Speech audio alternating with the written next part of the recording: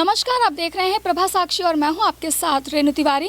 ये हमारा खास प्रोग्राम है क्राइम हिस्ट्री पर, जिसमें आज हम आप लोगों के लिए लेके आए हैं एक और अपराध जगत के हैवानियत की कहानी, जिससे हमारे समाज को कलंकित किया है। हरियाणा के पानीपत में 4 बच्चों की सिलसिलेवार हत्या का एक खौफनाक मामला सामने आया है, जहां पुलिस ने एक 32 साल की औरत को गिरफ्तार किया है। उस पर पिछले 2 सालों में अपने 3 साल के बेटे समेत 4 बच्चों को पानी भरे टब में डुबोकर मारने का आरोप है। पुलिस के मुताबिक महिला का नाम पूनम है और वह सुंदर बच्चों से ईर्ष्या करती है, यानी कि जलन करती है, और इसी वजह से उसने चारों बच्चों का कत्ल कर दिया।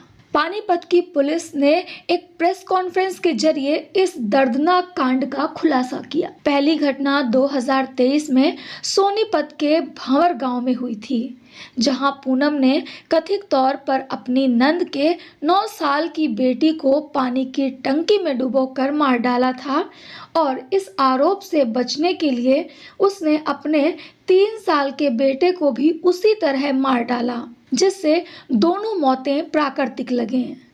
अगस्त 2025 में उसने सिवाह गांव में अपनी चचेरी बहन की 6 साल की बेटी के साथ भी यही तरीका दोहराया और उसे भी पानी के टब में डुबोकर मार डाला। आपको बता दें कि इस मामले में उसके पति का भी बयान सामने आया है।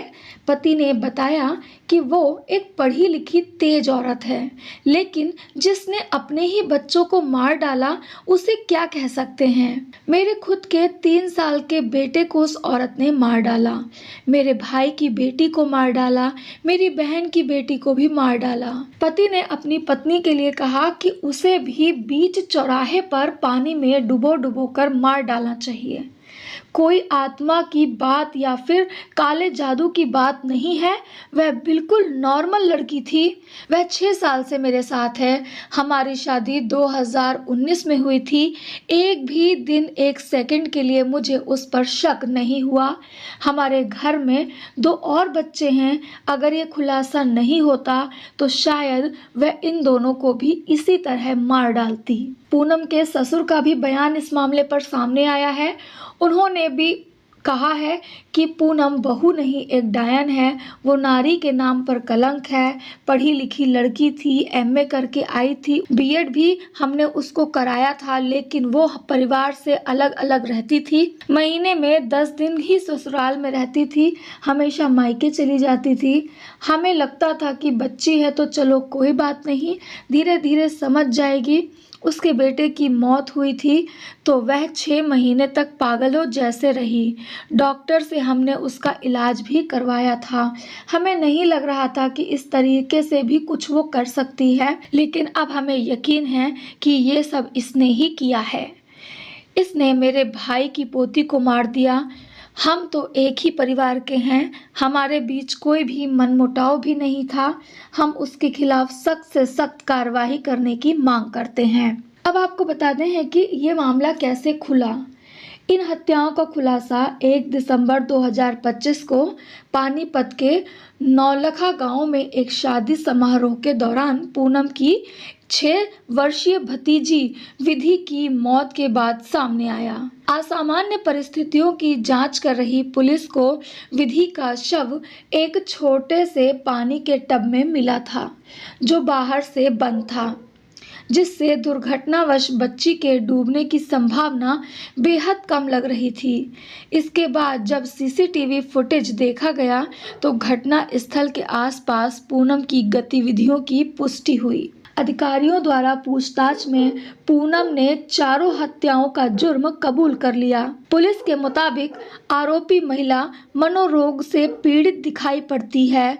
उस महिला का मानना था कि उसके परिवार में कोई भी बच्चा उससे ज्यादा सुंदर नहीं होना चाहिए। सूत्रों के मुताबिक वह बच्चों की हत्याओं की योजना बहुत ही ज्यादा बारीकी से बनाती थी और हर हत्या के बाद वह बेहद शांत रहती थी, लेकिन अकेले में अपनी हरकतों का जश्न मनाती थी।